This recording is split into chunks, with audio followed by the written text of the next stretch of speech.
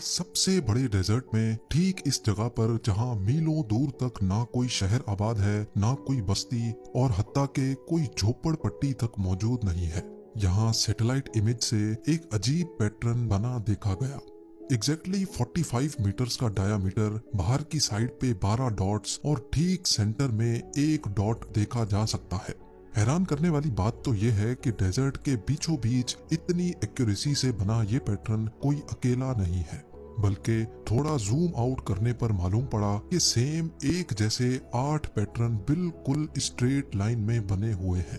इन तमाम पैटर्न्स की शेप, इनका साइज और इनका डायामीटर एक जितना ही है, और सबसे बढ़कर ये कि इन सारे पैटर्न्स के दरमियान ठीक 420 मीटर्स का फासला है। ऐसा नहीं कि कहीं 440 मीटर तो कहीं 400 मीटर, सबके दरमियान एग्जैक्टली 420 मीटर का ही फासला है। थोड़ा और जूम आउट करके देखा जाए तो मीलों दूर तक यहाँ रेत के सिवा कुछ नजर नहीं आता। तो अब सवाल ये उठता है कि इस वीराने में इतनी एक्यूरेसी से बने इन पैटर्न्स के पीछे आखिर राज क्या है? क्या ये एंशिएंट वर्ल्ड का कोई कारनामा है या फिर एलियंस की तरफ से छोड़ा जाने वाला कोई मैसेज? ज़ेम टीवी की वीडियोस में एक बार फिर से खुशामदीद। नाजरीन, अफ्रीकन सहारा दुनिया का सबसे बड़ा डेजर्ट है, इतना बड़ा कि इसके अंदर इंडिया जैसे 3 मुल्क और पाकिस्तान जैसे 11 मुल्क फिट आ सकते हैं। 92 लाख स्क्वायर किलोमीटर पे फैला हुआ सहारा इतना बड़ा है कि इसकी एक साइड रेड सी को, दूसरी मेडिटेरेनियन सी और तीसरी साइड अटलांटिक ओशन पे लगती है। बड़ा होने के साथ साथ अफ्रीकन सहारा बहुत सख्त हालात से दोचार भी रहता है। दिन के वक्त 50 डिग्री सेल्सियस जितनी आग बरसाने वाली गर्मी, तो रात को टेम्परेचर फ्रीजिंग पॉइंट से भी नीचे चला जाता है। इन हालात को अगर बर्दाश्त कर भी लिया जाए तो पानी की शॉर्टेज और खुश्क हवा यहाँ इंसान को जीने नहीं देती।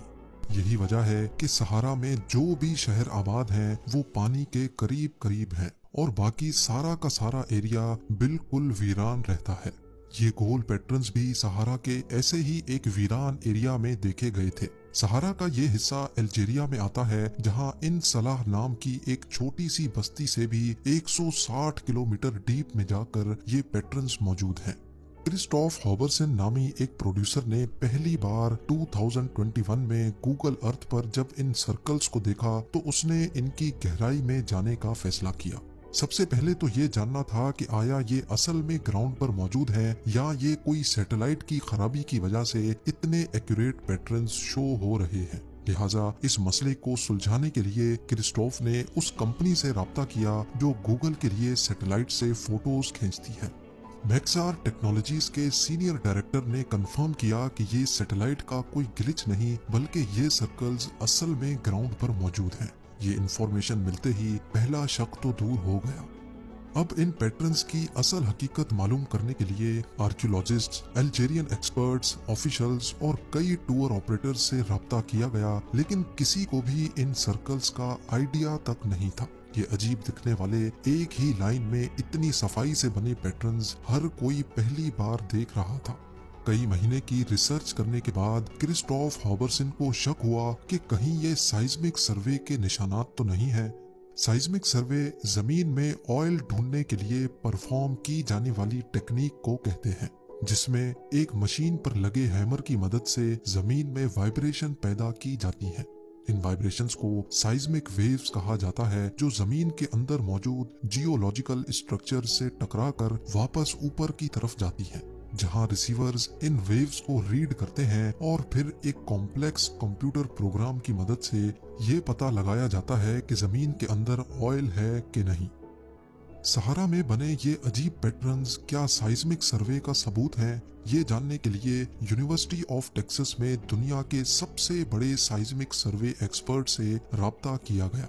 बॉब हार्डिज ने जब इन पैटर्न्स की पिक्चर को देखा तो उनका कहना था कि ये पैटर्न्स किसी सूरत भी साइज्मिक सर्वे के नहीं हो सकते, क्योंकि पहली बात, सर्वे में मशीन ऐसे पैटर्न ही नहीं बनाती, और दूसरा ये कि जो भी कंपनी हजारों लाखों डॉलर खर्च करके किसी साइट पर सर्वे करती है और वहां ऑयल नहीं मिल पाता तो वो अपने निशानात मिटा देती है, ताकि उनकी की गई मेहनत का कोई दूसरी ऑयल कंपनी फायदा ना उठाए। यानी बॉब के मुताबिक ये पैटर्न्स साइज्मिक सर्वे के नहीं हैं। तो आखिर फिर ये किसने और क्यों बनाए थे? इंटरनेट पर ही रिसर्च करने के दौरान 1885 के एक डॉक्यूमेंट में कुछ मजीद इशारे मिले। इस डॉक्यूमेंट में एक कुएं का जिक्र किया गया है और साथ ही 2 टूम्स का जिक्र भी किया गया है जो सर्कुलर शेप की हैं और इन पैटर्न्स की तरह बहुत रेगुलर शेप की बनी हुई हैं। और सबसे बढ़कर ये कि इन टूम्स की लोकेशन भी पैटर्न्स से सिर्फ 10 किलोमीटर ही दूर है। अफ्रीकन सहारा में इन टूम्स को ट्यूमुलस कहा जाता है, जहां हजारों साल पहले रॉयल किंग्स को दफनाया जाता था। 10,000 साल पहले बनाए जाने वाले इन टूम्स को अगर इन पैटर्न से कंपेयर किया जाए तो इनकी शेप और डिजाइन में काफी वाज़ेह फर्क देखा जा सकता है। अपने शक को कंफर्म करने के लिए एक टूनिशियन आर्कियोलॉजिस्ट से कांटेक्ट किया गया जिसने अल्जीरिया के इस हिस्से में काफी रिसर्च की है। उनका कहना था कि इन पैटर्न्स का टूम से तो कोई ताल्लुक नहीं है, पर ऐसा मालूम होता है कि ये जो कुछ भी है इसका ताल्लुक पानी से है। 2,500 साल पहले रेगिस्तान में पानी निकालने के लिए एक टेक्निक इस्तेमाल की जाती थी जिसको फुगारा या फिर कनात कहा जाता है। इस टेक्निक में जमीन के अंदर पहले एक कुआं खोदा जाता था और फिर स्लोप पर कई शाफ्ट्स हवा गुजरने के लिए खोदी जाती थी। फिर स्लोप के बॉटम से कुएं तक एक और शाफ्ट खोदी जाती थी जिसमें से पानी होता हुआ ठीक यहाँ से आकर निकलता था। इस टेक्निक की मदद से बिना किसी मेहनत के खुद ब खुद पानी जमीन से निकाला जाता था, जो रेगिस्तान में खेती बाड़ी करने और जानवरों के लिए बहुत काम आता था। पहले तो ये समझा गया कि ये पैटर्न्स भी शायद कनात या फिर फुगारा हैं, लेकिन थोड़ी रिसर्च के बाद ही मालूम पड़ा कि रेगिस्तान में जहाँ कनातें पहले से मौजूद हैं उनके आखिर में कोई न कोई आबादी होती है।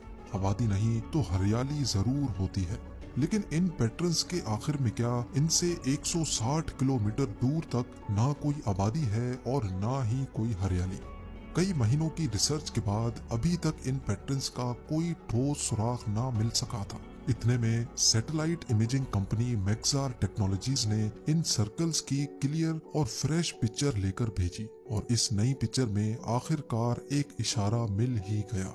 पैटर्न्स के आसपास गाड़ियों के टायर मार्क्स वाज़े तौर पे नजर आ रहे थे, यानी इसका मतलब ये था कि ये काम जिसने भी किया है वो यहाँ गाड़ियों में आया करते थे और गाड़ियों का मतलब है कि ये चीज ज्यादा पुरानी भी नहीं है।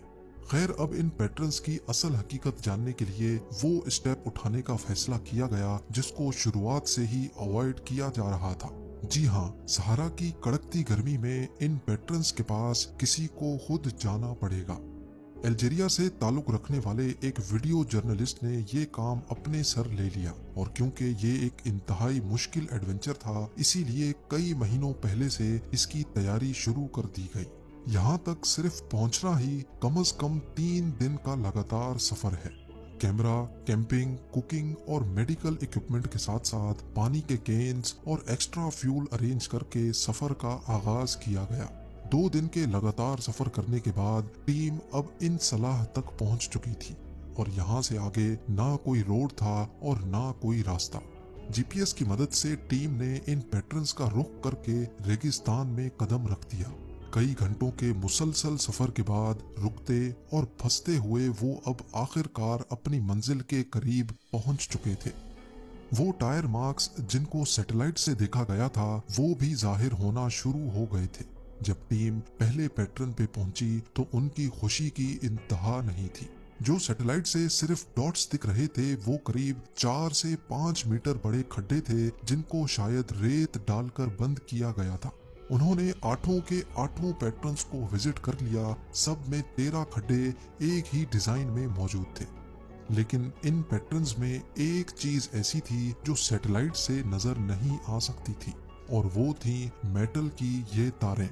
कुछ मेटल वायर्स को जमीन के अंदर से निकलते देखा जा सकता था, जिनमें से कुछ तो ऐसी थी जिनमें रबड़ स्लीव अभी तक चढ़ी हुई थी। अभी इन वायर्स का मामला किसी के समझ में आता कि वहां से एक अटैचमेंट स्ट्रिप मिली। ये स्ट्रिप आम तौर पे सामान को बांधने के लिए इस्तेमाल होती है और उस स्ट्रिप पे एक स्टैंप लगी थी जिसपे कुछ लिखा हुआ था। जब उसको ट्रांसलेट किया गया तो मालूम पड़ा कि ये स्टैंप एक्सप्लोसिव और एम्यूनेशन बनाने वाली कंपनी की थी। जी हाँ, इन खड्डों में डायनामाइट था। ये डायनामाइट कब, क्यों और किसने डाला था, ये जानना बहुत जरूरी था। शूटिंग टीम को यहाँ से कैंड फूड के कुछ खाली कैन भी मिले, जिनकी बैक साइड पे सोपी के कंपनी का लोगो अभी तक मौजूद था। ये कैंड फूड की कंपनी आज भी मौजूद है। जब कंपनी से कांटेक्ट करके उनको खाली कैन की फोटो भेजी गई तो उन्होंने बताया कि ये पैकिंग 1958 की है, यानी आज से करीब 65 साल पुरानी। दो चीजें अब कंफर्म हो चुकी थी कि इन पैटर्न्स के अंदर एक्सप्लोसिव था और ये काम 1958 में किया गया था। लेकिन ऐसा करने की असल वजह क्या थी, ये जानने के लिए लोकल डेजर्ट गाइड से राब्ता किया गया, जिन्होंने शायद कभी यहाँ तक पहुँचने में किसी की मदद की हो। एक डेजर्ट गाइड ने बताया कि उसके वालिद भी एक डेजर्ट गाइड हुआ करते थे। जब उसके वालिद से इंटरव्यू किया गया तो उन्होंने बताया कि 1958 के आसपास जब वो जवान हुआ करते थे, तब एक कंपनी के कुछ लोगों ने यहाँ खुदाई का काम किया था। वो अपनी गाड़ियों में आए थे और कई महीने यहाँ रहने के बाद वापस चले गए।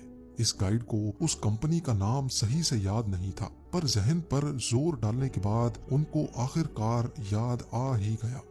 क्रेप्स ये एक फ्रेंच कंपनी थी जिसको 1950 से लेकर 1960 तक सहारा के इस हिस्से में ऑयल ढूंढने का कॉन्ट्रैक्ट दिया गया था। इस आखिरी इंफॉर्मेशन मिलने के बाद सारी हकीकत खुलकर सामने आ गई। ये एक तरह का साइज्मिक सर्वे ही था, लेकिन उस दौर में मशीनरी तो हुआ नहीं करती थी। इसी वजह से साइज्मिक सर्वे के लिए डायनामाइट्स लगाए जाते थे। ये खड्डे डायनामाइट फटने की वजह से ही बने थे, जिनको हवाओं और तूफान से उड़ने वाली रेत ने कवर कर दिया है और वो अब इस तरह दिखते हैं। मेटल वायर्स को डेटोनेटर के साथ कनेक्ट करके जमीन के नीचे एक्सप्लोसिव को फाड़ा जाता था, जिससे साइज्मिक वेव्स पैदा होती थी।